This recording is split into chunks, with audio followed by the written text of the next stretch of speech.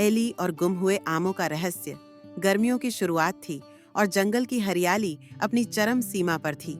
पक्षियों की चहचहाहट, पेड़ों पर झूलते बंदर और झरने की आवाज जंगल को जीवन से भर देती थी। जंगल के बीचों बीच एक बड़ा और घना आम का पेड़ था, जिसके सुनहरे और मीठे आम पूरे जंगल में मशहूर थे। फैबी हाथी, जिसे सब प्यार से एली कहते थे, उस आम के पेड़ से बहुत प्यार करती थी। वह हर दिन सुबह उठकर पेड़ के नीचे जाती और टकटकी लगाकर देखती कि कोई आम पका हुआ गिरा है या नहीं। लेकिन आज का दिन कुछ अलग था। जब एली वहां पहुंची तो उसने देखा कि पेड़ बिल्कुल खाली था। एक भी आम पेड़ पर नहीं दिख रहा था। नीचे भी कोई आम नहीं गिरा था। फैबी ने हैरानी से चारों तरफ देखा। ये कैसे हो सकता है? फैबी ने खुद से कहा, आम तो कल तक पेड़ पर थे, क्या सब खुद ही गायब हो गए?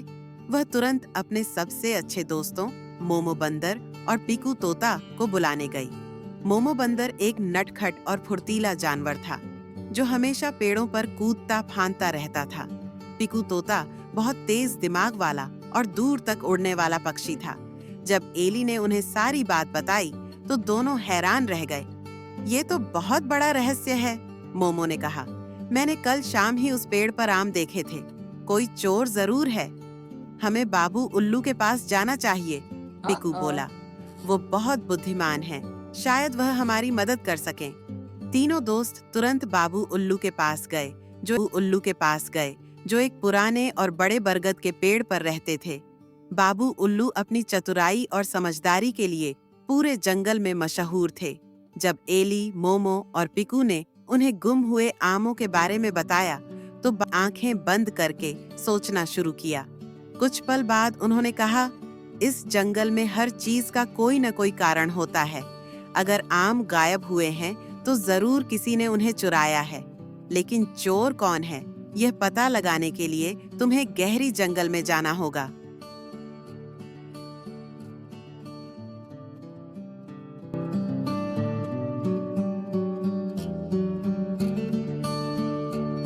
पूछा। हाँ, बाबू उल्लू ने जवाब दिया, वहां तुम्हें कुछ सुराग जरूर मिलेंगे, लेकिन याद रखना, सच्चाई तक पहुंचने के लिए धैर्य और टीम वर्क की जरूरत होगी।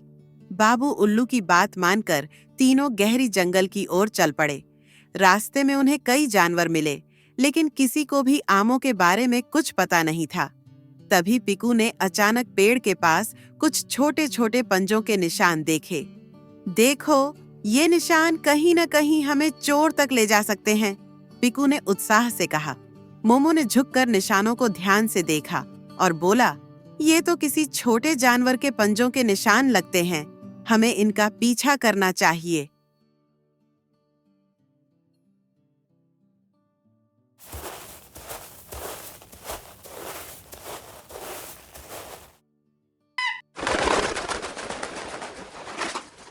निशानों का पीछा करते करते तीनों एक घने और सुनसान हिस्से में पहुंच गए। वहां हवा भी शांत थी और पेड़ बहुत ऊंचे ऊंचे थे। अचानक एली को पेड़ों के पीछे एक छोटी सी गुफा दिखाई दी।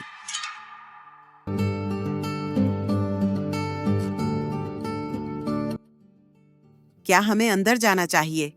एली ने पूछा। जरूर, मोमो और पिकू ने एक साथ कहा। गुफा के पास पहुंचकर उन्होंने देखा कि वहां आम के छिलकों का ढेर पड़ा हुआ था। यह देखकर मोमो बोला, यही चोर का ठिकाना है, लेकिन हमें उसे रंगे हाथ पकड़ना होगा।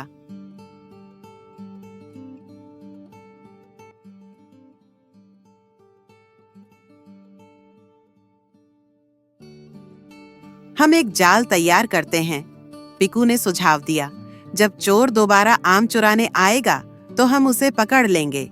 एली, मोमो और पिकू ने मिलकर एक चालाक योजना बनाई। उन्होंने आम के पेड़ के नीचे एक मजबूत जाल बिछाया और खुद झाड़ियों में छिप गए। रात के समय जंगल पूरी तरह शांत था। तीनों दोस्तों ने धैर्य से इंतजार किया।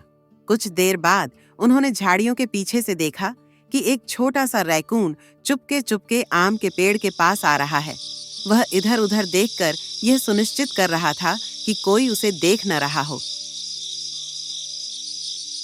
जैसे ही उसने आम उठाने की कोशिश की, जाल फट से बंद हो गया।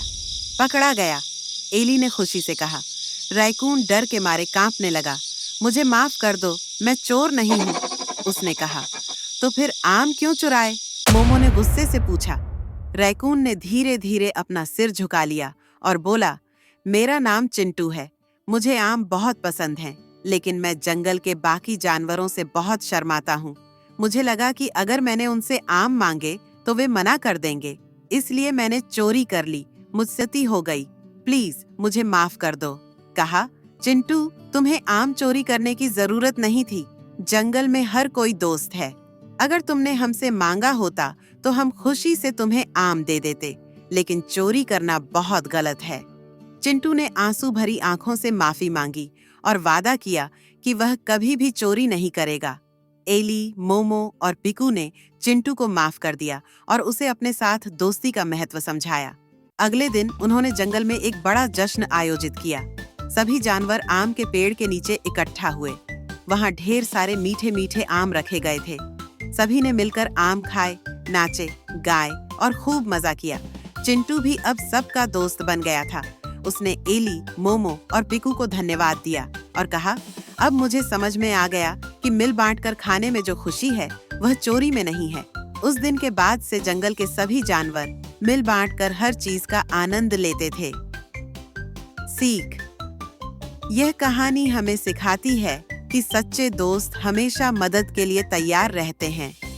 हमें चोरी या गलत रास्ता अपनाने की बजाय ईमानदारी और साझेदारी को अपनाना चाहिए।